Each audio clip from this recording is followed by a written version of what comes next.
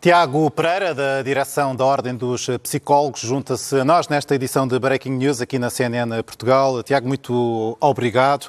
A verdade é que nos últimos dias temos estado focado naturalmente no papel dos bombeiros no combate às chamas, mas há aqui um papel também que não tem e não deve ser negligenciado. Acabámos de ouvir a história desta senhora de 91 anos. Há um trabalho que tem que ser feito assim que estas pessoas são atingidas por estas desgraças, e desculpe o termo, para que as feridas não sejam maiores. Efetivamente assim é. Nós estamos a falar de uma situação que tem um impacto muito significativo na vida das pessoas, das famílias, das comunidades e, portanto, de facto, a ciência psicológica e o trabalho que as psicólogas e os psicólogos podem ter é absolutamente decisivo nestas matérias. E é-o com diferentes públicos e em diferentes momentos. Porque também o é do ponto de vista da prevenção e da forma como nós devemos investir cada vez mais, tendo consciência de que estas situações, infelizmente, vêm para ficar e vão ser cada vez mais prováveis à medida de que, enfim, vamos vivendo esta crise climática, devemos preparar mais as pessoas e as comunidades para responder a este tipo de situações. Ou seja, de certa forma, para não ficarem entregues à sua sorte e terem um protocolo de atuação previsto e planeado em termos de serem mais resilientes para lidarem com esta adversidade. Mas há, de facto, um trabalho na dimensão da reparação que é muito importante, quer com os profissionais, quer sejam, enfim, voluntários ou mesmo profissionais, mas agentes de proteção civil que estão expostos a situações muito difíceis, quer com estas pessoas que nós estamos aqui a ver, que vivenciam situações traumáticas, têm um impacto muito significativo nas suas vidas e que depois têm determinadas vulnerabilidades. Acabamos de assistir a uma situação de uma senhora que, por mais velha, ao mesmo tempo que perde, como ela dizia, toda a sua vida, há, de certa forma, um receio de perder inclusivamente a sua autonomia porque perde a sua casa e pode não recuperar e isso pode tendencialmente alterar aquilo que é a sua dinâmica de vida. E nós temos que ter especial atenção às populações mais vulneráveis por estas questões. E relativamente a estes grupos mais vulneráveis, há aqui o caso dos idosos que são muitas vezes atingidos por estas situações, muitas vezes vivem em sítios mais isolados, mas também o caso das crianças e dos jovens que passam por situações complicadas. Sem dúvida, é outra população que nós devemos acautelar do ponto de vista daquilo que é, por um lado, a exposição que fazemos à informação.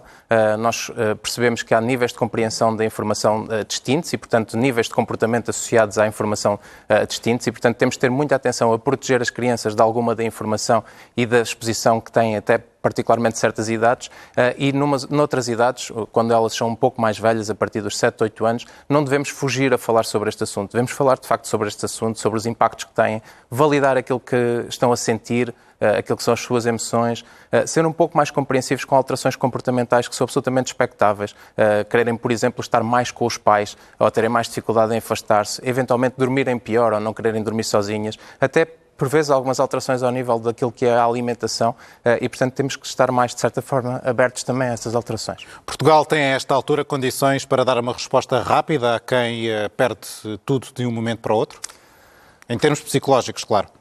Eu diria que nenhum país consegue responder em termos psicológicos rapidamente a uma situação com este significado do ponto de vista traumático. Portugal tem hoje muito mais atenção a estas questões, não há nenhuma dúvida sobre isso, e isso não é apenas do ponto de vista das decisoras e dos decisores, mas isso é por toda a sociedade civil. Nós estamos agora a falar aqui deste tema. Provavelmente há 20 anos cobríamos incêndios sem falar sobre aquilo que era o impacto que tinha nas pessoas, sobre os processos de retraumatização, sobre pensarmos o que é que a população de Pedrógão está a sentir quando está confrontada com esta situação, apesar de noutras situações.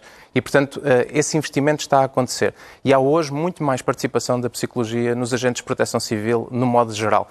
Desde aquilo que é a Autoridade Nacional de Emergência e Proteção Civil, o apoio que é dado aos bombeiros pelas equipas de apoio psicossocial, mas também o INEM, a Emergência Médica, e as câmaras municipais cada vez mais informam aquilo que é basicamente a resposta local de proteção civil, também com base na ciência psicológica e na proteção das populações a este nível. E, portanto, estamos mais preparados, eu diria, nem nós, nem ninguém, infelizmente, pode estar preparado para este tipo de cenários que nós estamos a encontrar na sua totalidade. Mas fica também o alerta para validar aquilo que estão a sentir, aquilo que são as suas emoções, ser um pouco mais compreensivos com alterações comportamentais que são absolutamente expectáveis, quererem, por exemplo, estar mais com os pais ou terem mais dificuldade em afastar-se, eventualmente dormirem pior ou não quererem dormir sozinhas, até por vezes algumas alterações ao nível daquilo que é a alimentação e, portanto, temos que estar mais, de certa forma, abertos também a essas alterações. Portugal tem, a esta altura, condições para dar uma resposta rápida a quem perde tudo de um momento para o outro?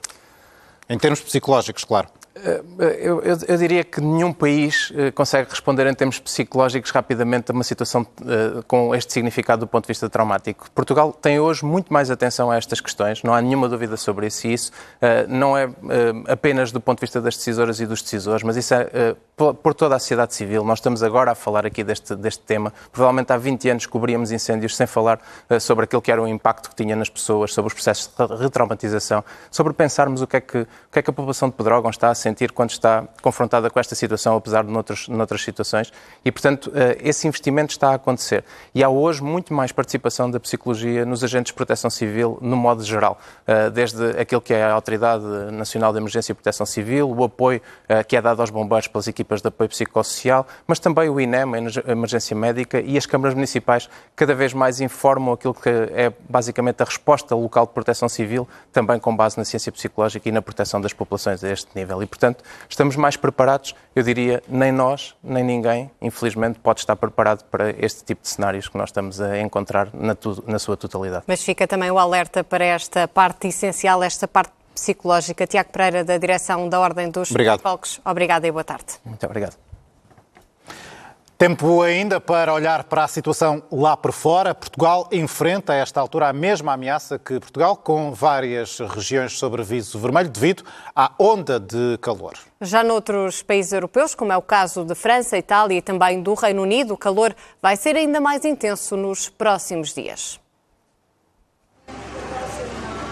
Ronda está habituada aos rigores do verão, mas como qualquer cidade do sul de Espanha sabe que tem de proteger-se, especialmente quando o país está mergulhado numa intensa onda de calor. Uma vaga de que remédios tenta escudar-se em casa, agora com um novo aliado entre mãos.